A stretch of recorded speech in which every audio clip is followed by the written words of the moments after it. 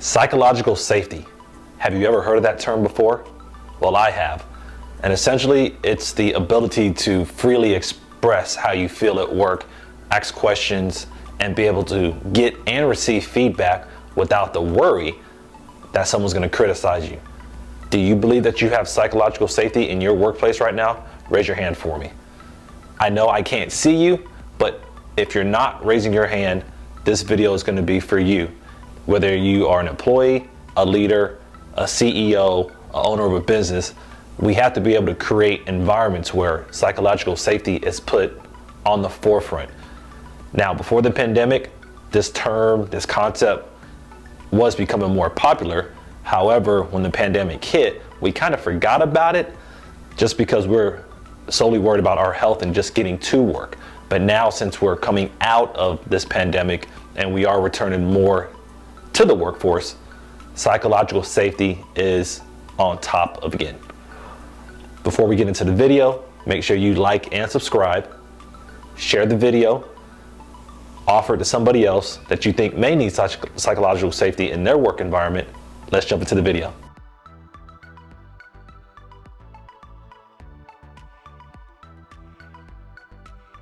When it comes to psychological safety, there are a number of things you can look at each and every day. But for your sake and your time, we're going to talk about 4 different things to look at right now when you look at how psychological safety looks at your organization. The very first thing we're going to look at is your ability to focus on performance. Yes, performance. Can we say that we want to measure happiness or satisfaction, or we want people to get better? From my experience, that's very hard to measure. Not impossible, but it's hard to put a number to associate that with results.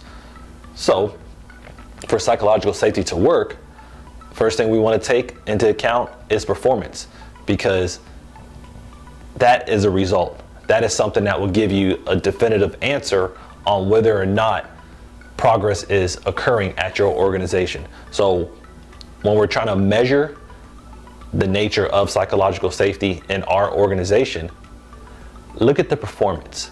Understand how people are doing in the company right now. If there's things that are lacking, they may be lacking psychological safety because they don't trust what's going on around them. They don't trust the leader. The leader may not trust the employee, whatever it might be. But looking at the performance would be the first measurement I would take into account when looking at psychological safety. The second area to look at while trying to build psychological safety in your organization is train individuals and the team. How does that look? Obviously, we always talk about personal growth, self-awareness. Well, at least I know I talk about it a lot. But when we're giving this individual training, how do we know it's going to work in a team environment? Sometimes we don't, because we just assume it will. Take this, for instance. If you give a person training on a particular skill set that's important to you, have them now take that skill set and put it in a team environment. So you're not just training teams by themselves or training individuals by themselves, you're actually training them together. You're allowing them to use that skill set that you put all that time and effort into, and more than likely money as well. To increase psychological safety, train the individual and the team. Put it all together to make sure it works. The next area to look at when you're trying to increase psychological safety is visualization. I know that might sound kind of weird and different, but bear with me for a moment. Think about it. For anything that is beneficial, anything that tends to be worthwhile, you have to visualize it, correct? Same thing when it comes to psychological safety. We want our people to visualize success. We want them to visualize the results that we want around us. We want them to be able to visualize everything that goes on. So when you're in those training moments, ask a person, visualize what happened. Write it down. Explain it to me. Then let's visualize what we can do in the future to make it better. This little technique I have used in the past, and it has taken some of the teams I've worked with from a level over here to a level all the way over here. only because they were able to visualize their success. They were actually able to go through the details of what was going to make them successful. Ultimately, it showed them a path because they were able to put it up here and they were able to create something ahead of time in their mind. Visualization allows a person to picture the future.